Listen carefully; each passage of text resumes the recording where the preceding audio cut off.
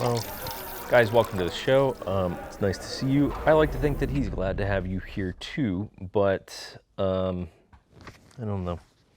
He's got a big ego lately. He says I'm in the movies and everyone should want their photo taken with me. So he's got kind of a big head about being in what he considers movies. So let's talk about how much commission you should offer on real estate deals.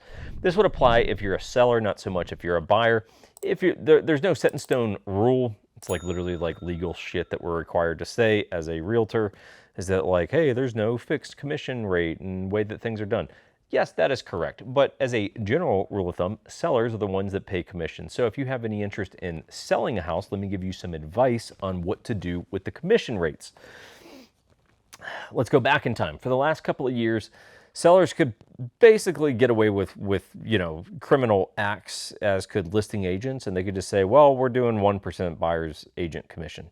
So BAC is a term you may see on like the MLS or something like that. You guys probably wouldn't see it. The agents do though, and that just stands for buyer's agent commission. And you would see them at like 1.5, 2 was very, very common over the last couple years. And that was a dick move. But the problem is they could get away with it because all the buyer's agents were so desperate to just get something for their client. They were just willing to take a pay cut. The dick move of it is that we, as mostly buyer agents, had to work like 10 times as hard to get a deal done to make even less money. I mean, it's just ridiculous. But right now, the market shifted pretty quickly, as we've talked about lately. And if you're selling your house, you need to offer a real commission. Whatever your listing agent agrees to take, that's up to them. That's on them to negotiate it. The buyer's agents kind of get stuck with whatever it is that's offered unless they, are going to negotiate it. But that's kind of, I don't know, it's just kind of a tough one. It doesn't really happen that often. You kind of get what you wind up getting. So what is the number that you would want to attach for a buyer's agent? Well, 3 would be the most traditional number that if you're being a human being that respects the system and you want to see everyone excited and, ready to work, offer 3%. 2.5 is sort of a baseline where it's like, I wouldn't really go below that if I were you. If I see, just to, personalize it, if I look at a listing and I say, oh, it's pretty good looking listing, sorry, that looks like it's a pretty good fit for my client, and they're offering 2.5%. I said, okay, I can live with that. Like it's okay. 2.5%, it's a little bit of a hit. Technically, it's 1/6 of what I would expect the commission to be that's now gone, but I'll do it for 2.5. If I see 2% right now, truthfully, I'm probably not showing your house.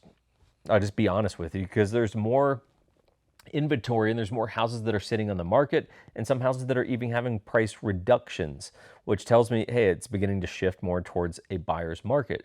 So if you're going to offer 2%, which is a fuck you commission, call it what it is, it's like disrespectful. So you take a third of my money?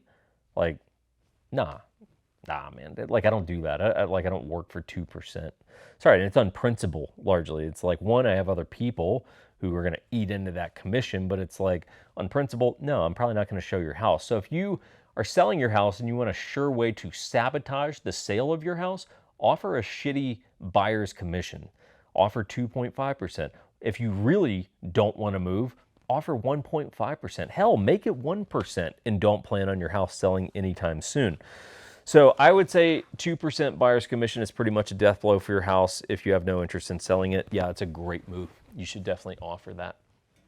But let me offer you good news. Well, good and bad news. So this is another product from the Whiskey Blendery, and I'm just so thrilled about it. So this is it's rye, isn't it? Yeah, rye, but it's aged in a port barrel, but it was a never used for bourbon port barrel. So it was only ever used to age port wine. And this particular batch here, there was 130 bottles of this, came from a one-use port barrel. So the whiskey soaked up the port incredibly fast and like incredibly effectively. So if you see this, and you're not going to be able to see it on camera, this is so dark and has such a red tint to it. It's the best color I've ever seen on a whiskey. I mean, it is Absolutely spectacular. I saw this and this thing came in and I was like, holy shit, that's the best color.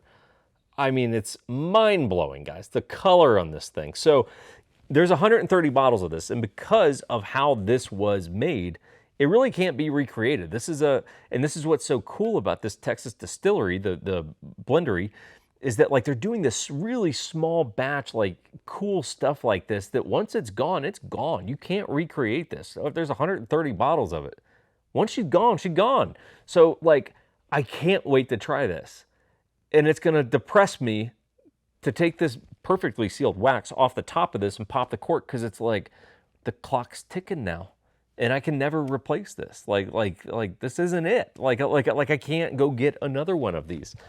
Really cool, man. If you guys happen to be in Texas, I would really recommend checking them out. And I think we're trying to do something with them and maybe do a little whiskey blend on the Syndicate stuff. So anyway, moving on. If you guys need real estate help, let us know. I'm obligated to tell you that. We are in Utah, but we operate in a lot of different states, a lot of military, law enforcement client, gun guys, hunters, shooters, outdoorsmen, people that like to do weird, crazy, wild shit. That's our clients. So if you need that in your life, we're your people, okay? Website's linked below. You can check that out.